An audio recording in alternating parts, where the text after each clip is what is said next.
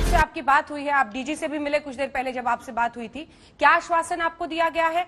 और एक वक्त पर आपका ये बयान चल रहा है, क्या वो सही है जब आपने कहा था कि ये किसी भी धर्म की कमजोरी दिखाता है? क्योंकि देखिए ना, धर्मांतरण के इतने केसेस हो रहे हैं और नवनीत कौर जी बताएंगे कि वहां पर बहुत सारे ऐसे केसेस उनके सामने आए हैं। अंजना जी, मैं बड़ा हैरान हो रहा हूँ जब कोई आदमी ये कहता है सिलेक्टिव, तो हमारे भाई यहाँ पे जो वो बात करें, सिलेक्टिव बात वो कर रहे हैं।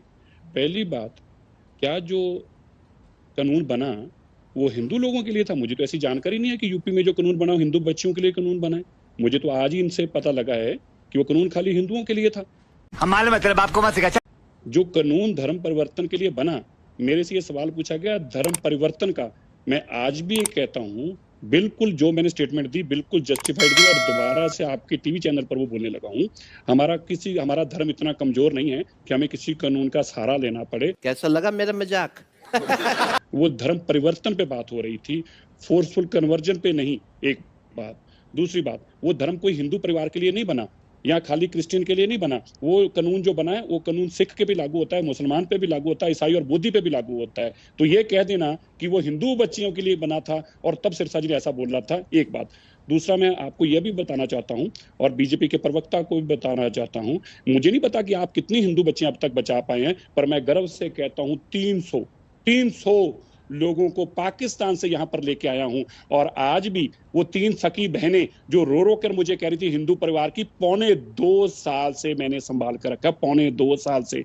और हिंदू परिवार के ये बातें कहनी गलत हैं। आप इसको हर चीज को धर्म के नाम पर जब बांटते हैं, आपने कहा ये सिलेक्टिव क्यों है, उनका नाम क्यों नहीं लिखा जा रहा? हमारा मकसद इंसाफ लेना है, हमारा मकसद कोई कॉम्युनल हेट बढ़ाना नहीं है। मैंने भी ट्वीट में जो जानकारी दी, कोई उसका मतलब ये नहीं है कि हम ट्वीट में किसी एक धर्म का नाम लेके दूसरे धर्म का नाम लेके ना हमने पहले ऐसा किया ना कहेंगे। हम सेंसिटिव लोग भी हैं और जिम्मेवार लोग भी हैं। हाँ, हमने यह भी कहा कि जो लोग इस कम्युनिटी को लीड करते हैं, चाहे वो मुफ्ती हैं, चाहे वो मौलाना हैं, चाहे पार्टी के हेड हैं, उनको आकर हमारे हक में खड़ा होना चाहिए। ये जो लोग कर रहे हैं, हम इसकी कड़े शब्दों में निंदा करने के लिए सड़क पे हम ही उतरे हैं। और मैं आज फिर कहना चाहता हूँ, ये देश एक खूबसूरत देश है, इसको हमेशा आग लगाकर हम अपने परिवारों को जिंदा नहीं रख पाएंगे। हम जिम्मेवार जो लोग हैं, तब भी मैंने ये बयान दिया था और फिर आज कहता हूं, मैं भी उनमें हूं। अगर मेरे धर्म के लोग भी कोई धर्म परिवर्तन करते हैं तो मेरे धर्म की कमजोरी है, वो मेरी कमजोरी है, मैं जिम्मेवार हूं उसके लिए।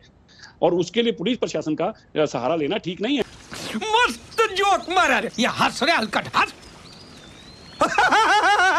और फिर मैंने कहता हूं, जहां तक फोर्सफुल कन्वर्जन की बात है, जो कानून यूपी में बना या मध्य प्रदेश में बना, वो किसी एक धर्म के लिए नहीं बना। इसलिए ये कह देना कि हिंदू धर्म के लिए बात हो रही थी, हिंदू लड़की की बात हो रही थी, हिंदुओं की लड़ाई हमने लड़ी है और लड़ेंगे। बेटियां हमारी बेटी हैं। और जिस दिन, मैं आपको यह भी अंजना जी याद करा दूं, जिस दिन यहाँ के मुस्लिम परिवार की बच्चियां भी थी, जब वो भी पुणे के अंदर, बेंगलोर के अंदर सीए के दौरान फंसी थी, हमारे लिए वो भी बच्चियां उतनी ही हमारे लिए अहमियत रखती थी। उनको भी हम खुद टिकटे देके घरों तक छोड़ के आए थे। बेटियां बेटियां हैं, उनको धर्म पर नाम ना बांटे। यही एक बीमारी है, यही एक कीड़ा है जो हम लोगों के दिमाग में हमें खराब करेगा। चाहे वो कोई भी धर्म का आदमी ऐसी बात करे, इसका मतलब है उसका धर्म में विश्वास नहीं है। ठीक है, संबित जी इसका जवाब वो देना केवल चाहते हैं। अपने जातिवाद में और अपने लोगों को आपस में लड़ाना भिड़ाना चाहता है। संबित जी, अभी मजा आएगा ना भिड़ो। देखिए, पहले तो आपको जो प्रॉब्लम है उसको एक्सेप्ट करना पड़ेगा।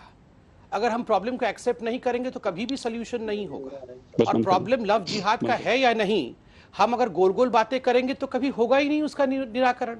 अभी भी हम देखिए, हम सेक्युलरिज्म के ओवरडोज में ये बात एक्सेप्ट करने को, मनजिंदर सिरसा साहब खुद ही एक्सेप्ट करने को तैयार नहीं है कि लव जिहाद होता है।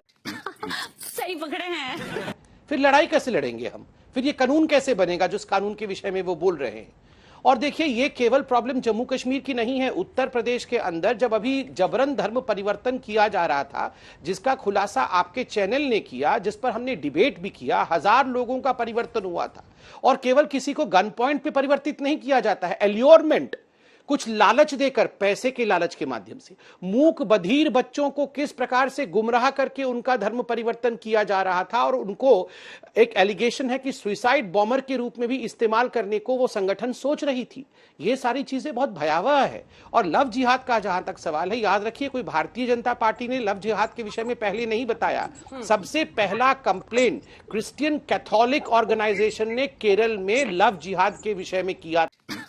सही पकड़े हैं। था और इसका संज्ञान केरल की हाईकोर्ट ने भी लिया था और केरल के उस समय के मुख्यमंत्री ने भी लिया था। इसलिए ये भारतीय जनता पार्टी का विषय है लव जिहाद, ऐसा नहीं है। आपको तारा सहदेव भी याद होगी, बहुत बड़ी शूटर रही है इंडिया की, वर्ल्ड रिनाउंड शूटर है तारा सहदेव। उन्होंने खुद लव जिहाद के विषय में कि किस प्रकार से वो लव जिहाद की विक्टिम बनी थी, उन्होंने भी इस विषय को रखा सही पकड़े हैं। था। तो मैं सिर्फ इतना कहता हूं कि आप सेक्युलरिज्म को हम सबको मानना चाहिए, मगर प्रॉब्लम को पहले आइडेंटिफाई करिएगा, डायग्नोसिस करिएगा, ठीक तभी है। ट्रीटमेंट कर पाइएगा। ठीक। यहां हम केवल लारे लप्पे करते रहे, गोल गोल घूमते रहे तो कुछ नहीं होने वाला। खत्म, bye bye, tata, good bye, गया।